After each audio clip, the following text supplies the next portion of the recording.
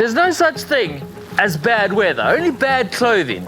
Okay, I'm not sure I entirely agree with that, but there is some truth in it. We're here to help you with some tips on how you can enjoy running in the rain. We get you enjoying your run in the rain regardless of the weather. It's not all about the kit, but a fair amount of it is, so it makes sense to start there. A bit of note on this, just because it's raining doesn't necessarily mean it's cold, which is a mistake I quite often make. You look outside and it's grey and dark and rainy and you think, oh, it must be freezing, and you put on way too many layers and within minutes you're way too warm. Yeah, I am 100% guilty of that. But before we get on to our tips on kit, we would love it if you wanted to support the channel. And you can do that by subscribing if you're not yet already, and by hitting the like button.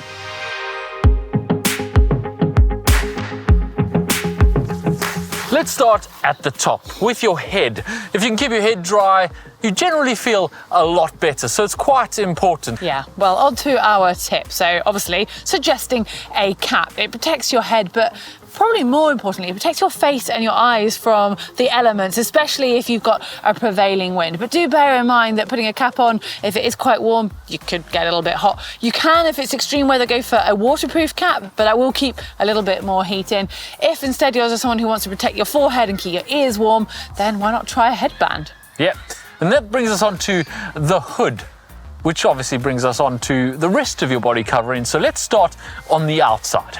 A cheap rain jacket can actually get just as wet inside as it does outside because you sweat so much inside and there's no breathability, so it can't get out. Whereas the expensive ones have much better breathability. They keep the rain out and also let that water vapor in your sweat get out. Yeah, so it comes down to personal preference of kind of what extreme conditions you're going to be running in. And I tend to, if there's a bit of rain, head out in a sort of water-resistant jacket, and then it's those initial few minutes and then I feel comfortable, and it doesn't matter if I get a little bit wet. But you do want to invest in a decent waterproof jacket if you're going to be doing some hardcore running in the rain, but also if you're planning on doing a race, because certain ultra races will require that you have a jacket that reaches certain standards, has tape seams, for example, and lightweight ones are expensive, but they are worth the investment. And then there's other features you want to look at with a jacket, just making sure it's flexible enough so that it doesn't restrict you when you're running, how small it goes, if you want to put it in a bag or into your pocket, or what I do all the time is tie it around my waist. So just have a little play around. You might want to look to see if it has air vents under the armpits as well. Just depends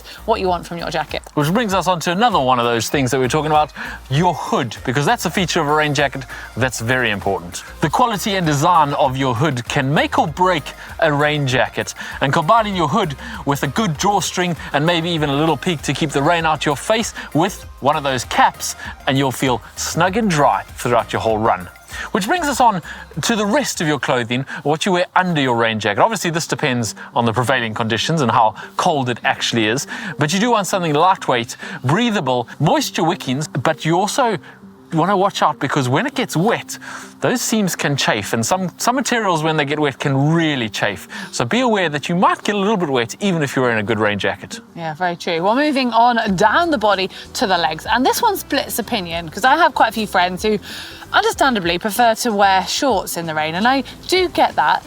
But we normally have cold rain in the UK, and I just don't like the thought of cold water hitting my legs, so I tend to opt for leggings. However, you want to be careful with what running tights or leggings you go for, because if you've got something too thick or absorbent and it's raining, they just basically end up being soaked with it and can even start to sort of pull down. There's nothing worse than having these heavy leggings that you're trying to pull up whilst are being soaked. So do choose your bottom half equipment wisely. And then onto footwear as well. You've got options for trainers and you can go for waterproof shoes. I would just say with an air of caution when you're selecting running trainers that are waterproof, they tend to be a little bit less flexible because they've got more coating, but also they're only waterproof from sort of very shallow puddles or bits of rain.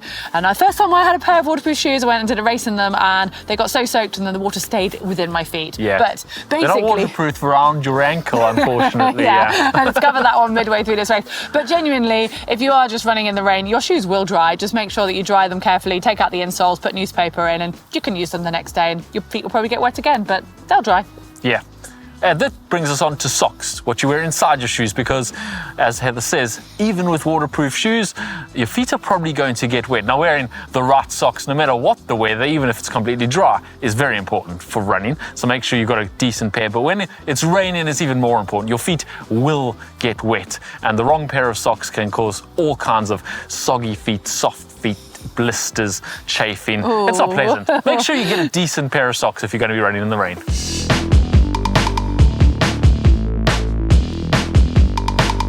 With clothing choices comprehensively covered, there are a few final points to consider before stepping out into the rain.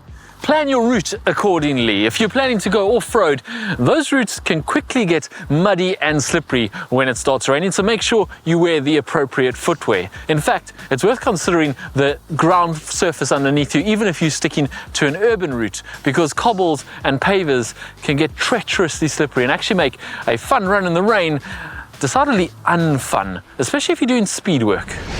If you run on the roads or along pavements, remember that poor weather quite often brings poor visibility with it, and you need to make sure that you're safe and you're seen. So try to wear some bright clothing, or at least something reflective on your arms or wrists or ankles, on any moving parts, so that you can be seen by all road users.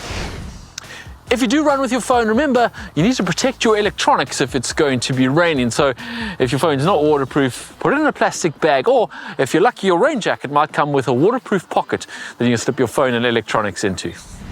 And finally, a quick point on hydration. Yes, you're going to be wet, you're running in the rain, but you are still going to be sweating. You might not feel thirsty, but you have to remember to stay hydrated. So if you're doing a long run, you'll need to take water with you, or at least make sure that you hydrate well afterwards. No excuses left, guys. Get out there and enjoy your run in the rain. Or you could just run on the treadmill, I suppose. Thanks, Mark. Brilliant.